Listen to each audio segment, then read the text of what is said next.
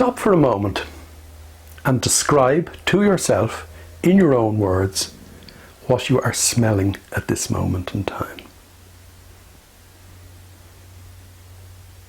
If you can't smell anything, there's a couple of options open to you. First of all, you could smell yourself. And that's not a joke. Again, it's getting in touch with our body, as we've previously discussed. But you could also take a couple of nice, long, slow, deep breaths through your nostrils and get the smells, the ambient smells that are around you. Psychology often tells us that smelling is a subsidiary sense. In other words, we have our three main senses. It's all theory, really. Seeing, feeling and hearing, and that smelling and tasting are subsidiary. As if it were an excuse not to pay attention to some of the feedback that your body is constantly feeding you.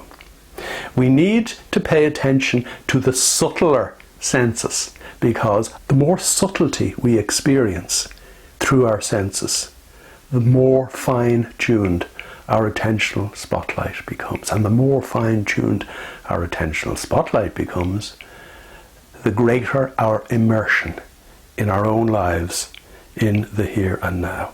Now, if after attempting to smell yourself or taking a deep breath you can still smell nothing, get out in the fresh air and stick your nose in a rose. Or have yourself a cup of coffee and before you taste it, smell it. Just because it is apparently a subsidiary sense doesn't mean it doesn't provide you with another wonderful opportunity, moment to moment, during the course of the day, to come to your senses, to be a player in the game, to be the leader of your own life, moment to moment. There isn't any small or subtle sensation, sense, or feeling or smell that is unimportant. There's no such thing as an insignificant now. Every now is a now in which we need to use all of our senses to turn up to our own lives so that we can do what we need to do to effortlessly live them to the full.